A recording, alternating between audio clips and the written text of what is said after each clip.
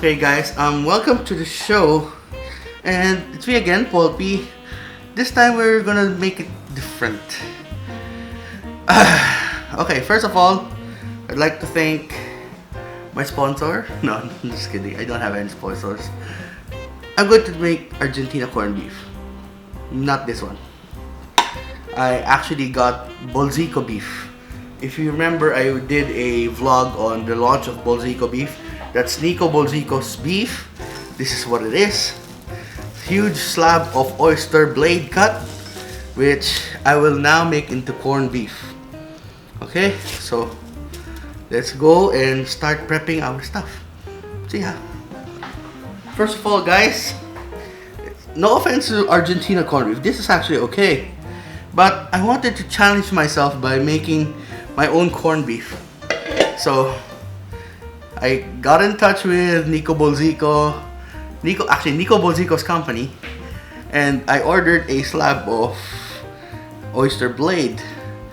I wanted brisket for authenticity, but I didn't see it in their offering, so I didn't get it.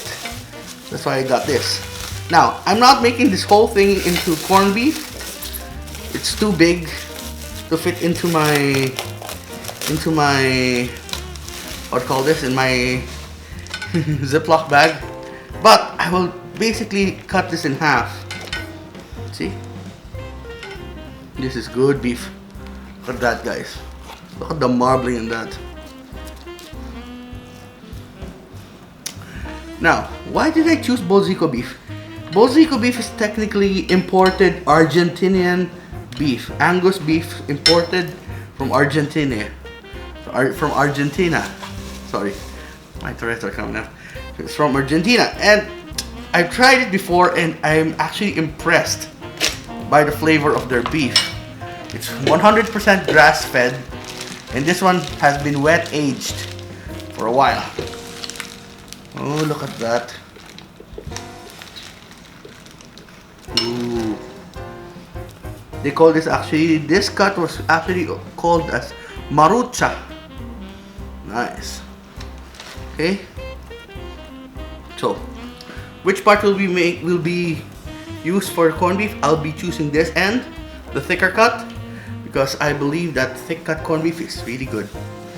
And after we make our corned beef, check that out. Put the marbling on that. We'll trim this a bit.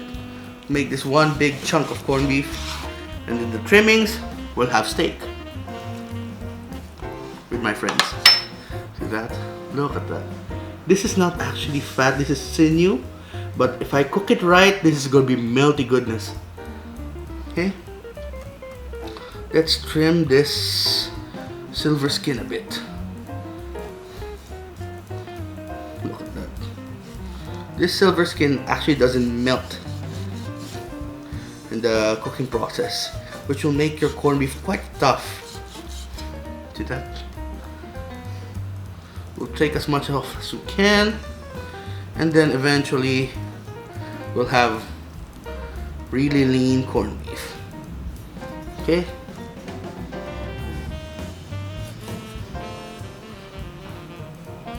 Yeah, I think that's enough.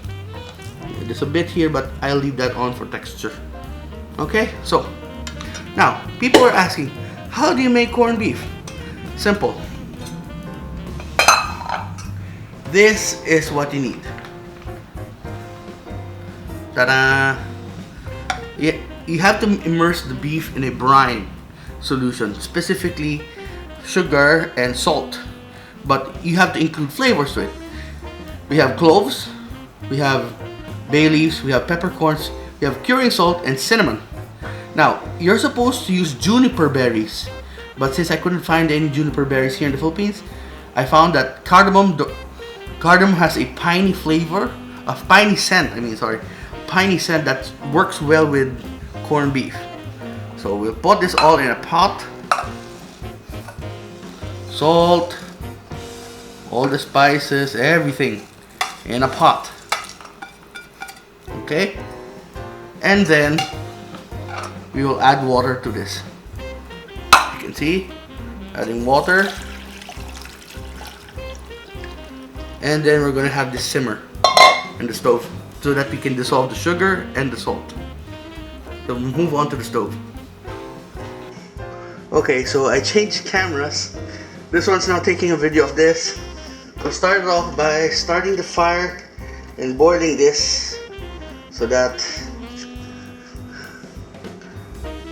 let me check.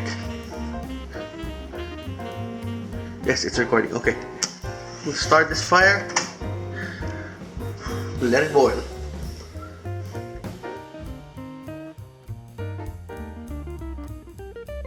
And while I'm waiting for that thing to boil, I'm going to prep something up. This is a Ziploc bag. It's freezer proof, easy to keep. Why did I choose a freezer bag? So that whenever I keep it in the ref, I can easily turn this without spilling anything in my ref. So I'll get our oyster blade cut, put it inside the bag.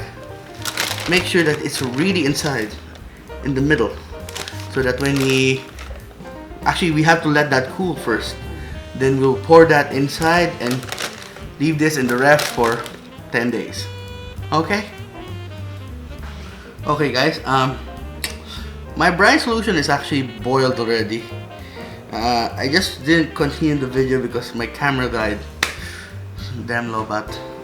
So I'll just let this cool and then we'll pour this in the Ziploc bag here and we'll keep it in the ref for turning it over about every half day so that we can really get that flavor really inside the meat. Okay, I don't think this is going to be as red as what you want it because technically corned beef is not supposed to be red, it's supposed to be pink, but I think this will do. We're not going to achieve that same red from the Argentina corned beef, okay, but this is going to be okay. So it actually smells good. So I'll continue this when this cools. Okay guys, my brine has cooled enough and now we will pour it here. I'm sorry I don't have the other camera for the other angle right now because it died on me. Both batteries died on me. So we will put this here, all of it, every single droplet. And then how do you seal this? Basically seal it like this, then you squish it down, let it burp all the air out, get as much air out as you can, and then seal. Okay, technically it's like a vacuum seal right now. Okay, so I'll be putting this in the ref, inverting it for every half day for the next 10 days. Okay, so see you then. Then if this is successful, we'll make something good out of it. See ya. See you in 10 days.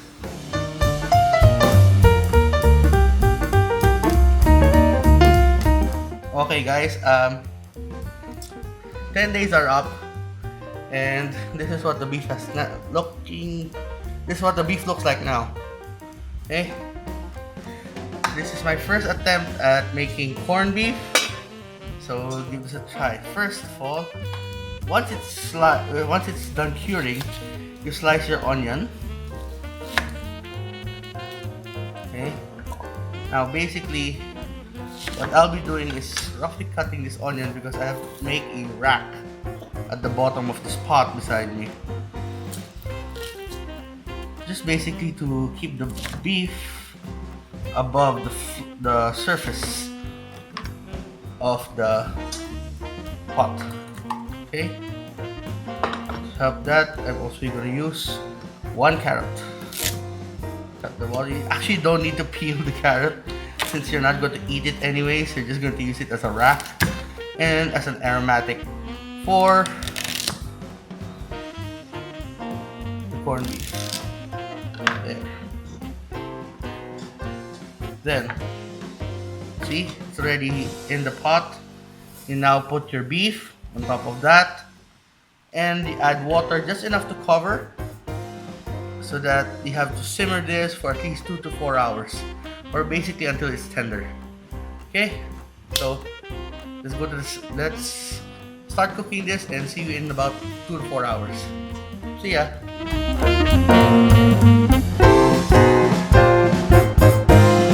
Okay guys, I actually simmered it, well, slightly poached it for 4 hours. It's actually quite tender. And then I realized if I were going to cut this as soon as I finish cooking it, it's going to shred. So I put it back in the ref and have it rest for about overnight. So you can slice it quite thin. So I like it quite thick. So see that? This is what I'm looking for.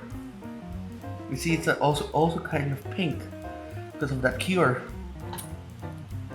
Oh yes. Now I'm going to reheat this on a pan with some delicious ciabatta bread that I got from Wildflower Bakery. Hopefully it's gonna come out awesome. So we got our bread. This one I'm going to pan-sear this on both sides so I can make it nice and crusty and heat it up at the same time. Now this is good ciabatta bread. I'm going to toast this on the grill too. Well, on my griddle pan, so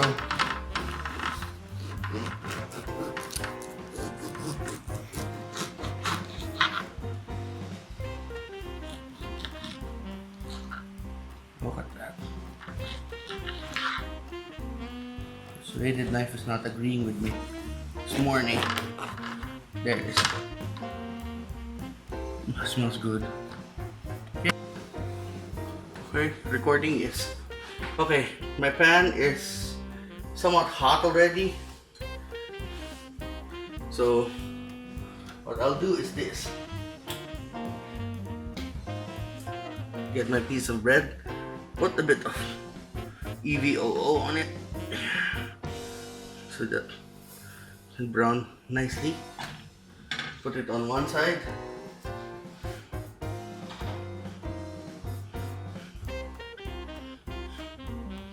The other side. Kind of press it down.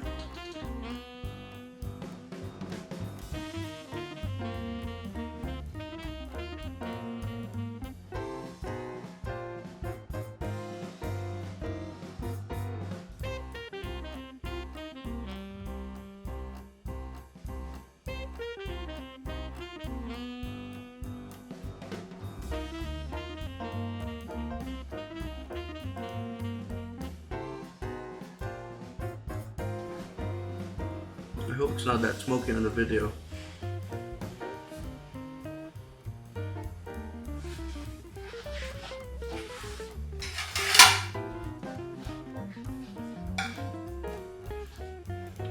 Okay.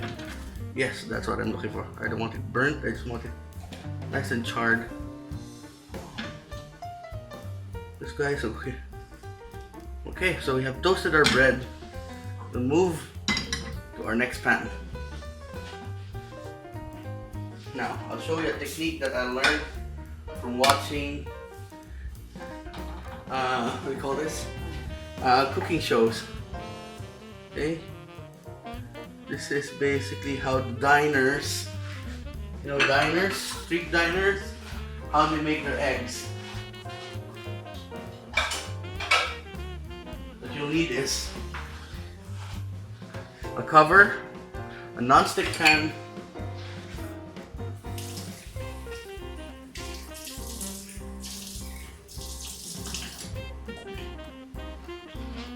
and a bit of water. Okay.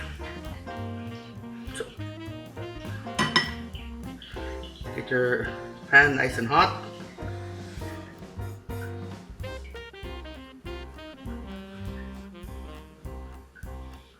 Okay. Then add in your egg slowly. Okay. Now once the white is almost set on the outside, introduce a bit of water and cover it. The water will steam. Yes, it's going to splash everywhere, that's why there's a cover. The water will steam and somewhat cook the top of the egg.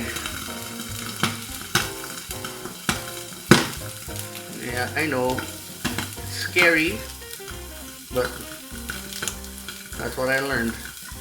They lower the flame.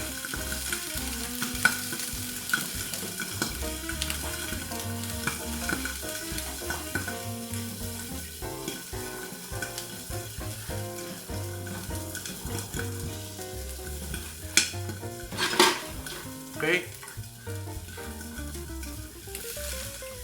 And voila. Sorry for the cracking noise. Hopefully this doesn't break on me. There it is. Get the whole thing out. Put it on side. Okay. So now I have a nicely oiled pan. We will now pan sear our corned beef. Start with the biggest slice and the thickest slice.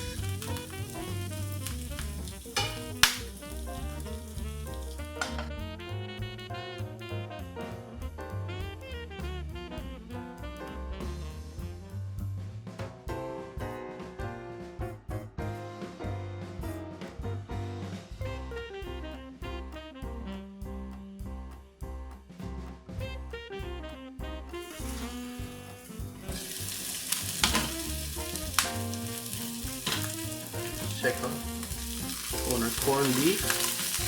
Is it nice and toasty? Yeah, what I'm looking for. Nice and toasty. That's what we're looking for. Now, since it's nice and toasty, might as well add a bit of cheese. Yes, I know this is processed cheese. Nothing fancy. I'm weird. I don't like fancy cheese.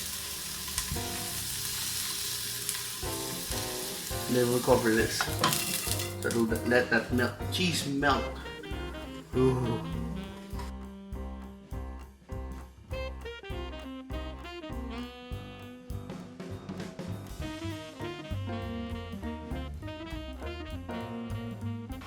Okay guys, so the sandwich is finished. Here it is. First, we shall assemble.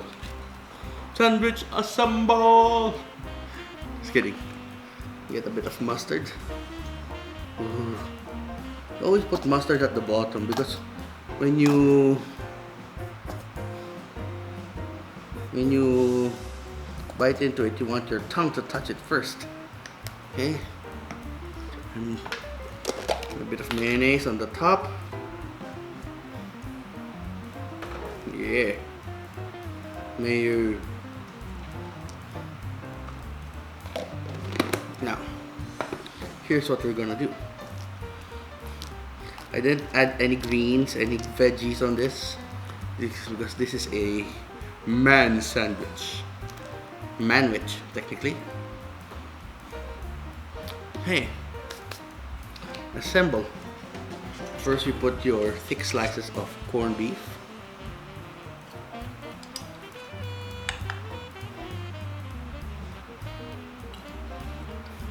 Oh, there's no more space for one more. Yeah, right.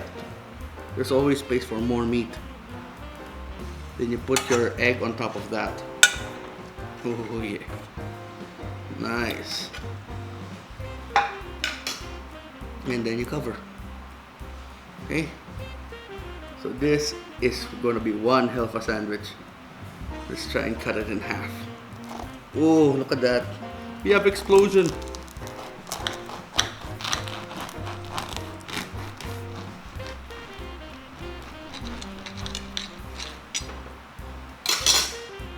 Look at that cross section. Ooh, look at that. Nice and gooey egg. So how does it taste? We'll give it a try then. Look at that.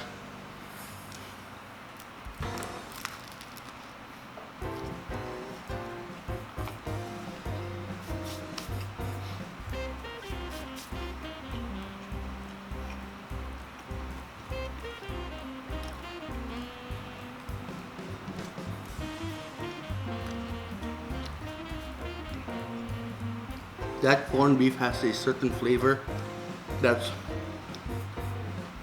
way different from that preservative stuff on the can. You can really taste the cardamom, the cloves, every single spice that I used to brine that. Now, the question here is it worth it to make it that long? Well, if you do have the time and you really want this good sandwich, then you make the time for it.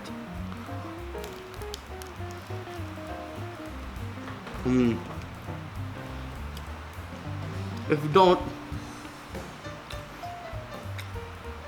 might as well have the canned stuff. But given a choice, I would choose this over that anytime. See, the beef has a certain tenderness to it, and it's not too tender that it disintegrates in your mouth. There's a bit of a bite to it, a chew to it, that makes it so good. That, I don't know if you could, yeah, I think you call that cartilage in the middle. That becomes gooey after cooking it for 4 hours. Nice, man. You know what would have been perfect with this if we could have had like a bit of a garlicky taste to it, but I just too lazy to mash up some garlic and make garlic oil for this. But this is an awesome sandwich.